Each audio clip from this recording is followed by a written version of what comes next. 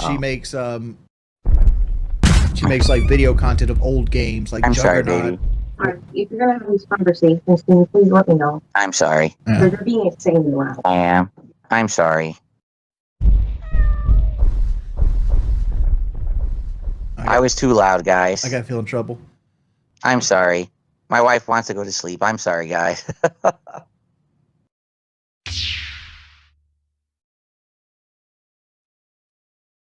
The trailer for UFC 6 came out. Oh, I don't care. I don't like UFC. I don't watch it. I don't play it. So not a big deal for me. Yes, I did hear that GameStop made an offer to buy eBay. Here's my question. How the fuck is GameStop affording to buy stuff when they themselves have been on the verge of bankruptcy for many years? Like, where's their money coming from? I'm confused. GameStop is a company that no longer makes profits selling games. They just sell junk. And multiple times they've been in financial distress and need to be bailed out by companies. How do they have money to buy eBay? I don't get it.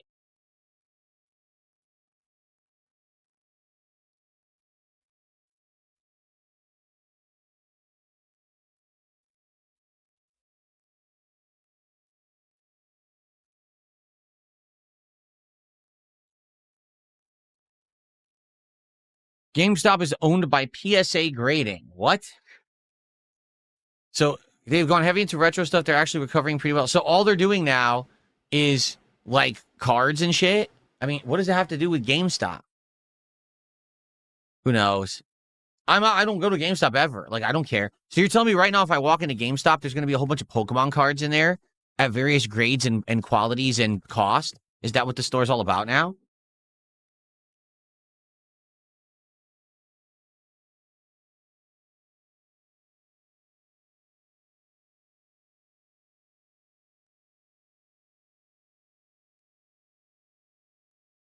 They sell graded slabs of cards and they flip them.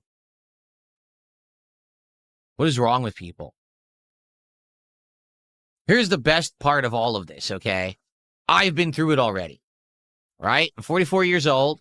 I've been through this. There was the collectibles craze of the late 80s and first half of the 1990s. At that period of time, baseball cards, other sports cards, then carrying over into pop culture, collectible cards, comic book cards, all that stuff, the value exponentially increased for no reason. In addition, there was a giant comic book boom at this time where everyone believed that comic books were going to be able to be bought en masse, saved, and resold in the future for tons of value. So comic books exploded during this time frame. And there was a big boom of comic book stores and collectible stores opening everywhere around me. I used to love it. Go in, you see all statues and comics everywhere and cards everywhere. You know, it was like a dream if you were into like superheroes and stuff. It was amazing. To be a kid or a teenager at this time frame was really awesome. And then here's what happened. You ready? It all crashed.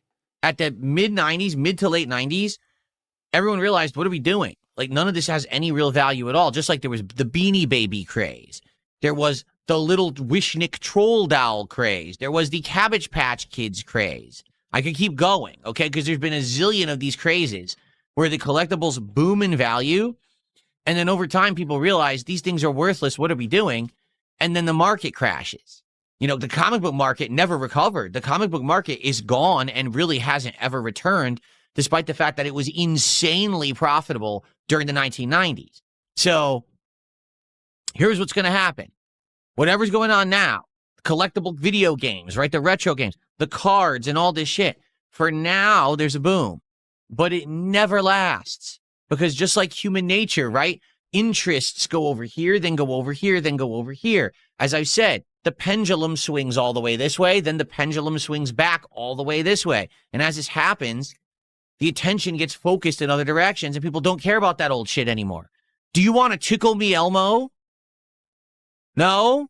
How about a Furby? You interested in that? No? Well, in the 90s, people were paying thousands of dollars for them. I'm not kidding. And then no one cares anymore because it's just junk. You understand? So for now, yes, there's a big boom of collectibles with cards and games. I get that. I can't wait to look at my retro games collection and actually see what it's worth now. It may be worth thousands of dollars. Who knows, right? But The point I'm making here is it's all fleeting. Things change, times change, and quite frankly, I don't think that it's going to last. So right now people are going crazy. I'm going to invest insane amounts of money in collectible cards and this and that. The bubble's going to burst. The market's going to crash eventually. And people are going to be hurt because they just want to make a buck quickly. And that's sad. Instead of working hard and earning, they just want to get rich quick. So how do I do that? Where do I throw my money today? What do I do? You know, what's the new scam? What's the new strategy?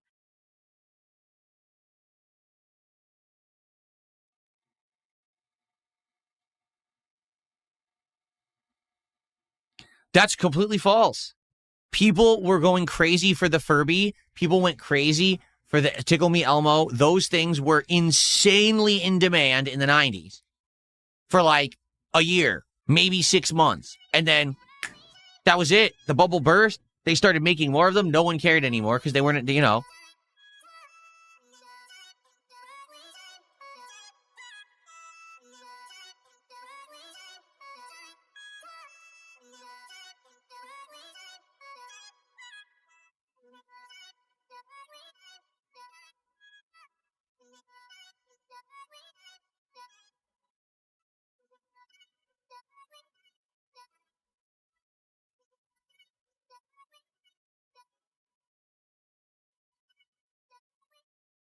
Yeah, again, I don't understand how GameStop made a bid to buy eBay. Where'd the money come from? That's just a weird story. 2 years ago, GameStop was on the verge of collapse. They're closing stores right now. They're closing underperforming stores, and they've been, reporting, sales losses and financial problems. They had to get bailed out not once but twice in the last decade by various different companies to stay afloat. How do they have $1 billion or whatever it is to buy eBay? That's just fucking weird to me. Are they incurring monster debt to do this or something?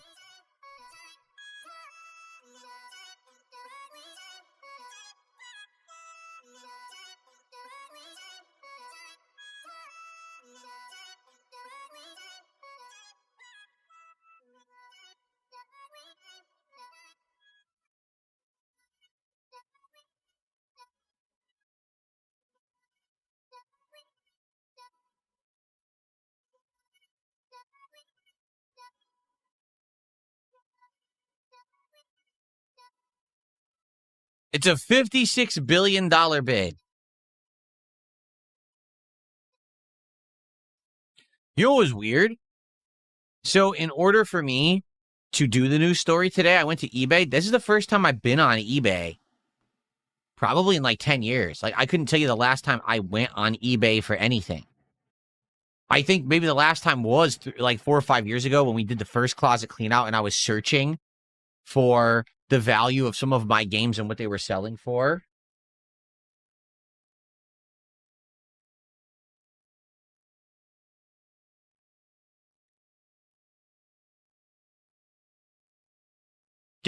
Are you kidding me? Guess what? Are you ready for this? Earthworm Jim on Sega CD is selling for over $400. I have it in box with all of the stuff, not even like it's perfect condition. And it sells for over $400 on eBay right now. Do you see? So we're going to look at this. This is going to be fascinating. When we look at this together and I look at my retro games collection in July, I can't wait to see what I have and what the value is right now. Because I have some of these games that are worth a ton of money. $400 for Earthworm Jim on Sega CD? That's insane. Absolutely insane.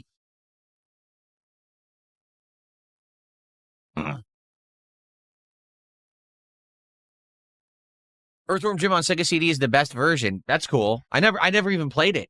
I never played the game. I bought it. I got it at a convention early on when I was a YouTuber. I went to conventions and I bought like retro games at conventions. And that's one of the ones I bought. I never even booted it.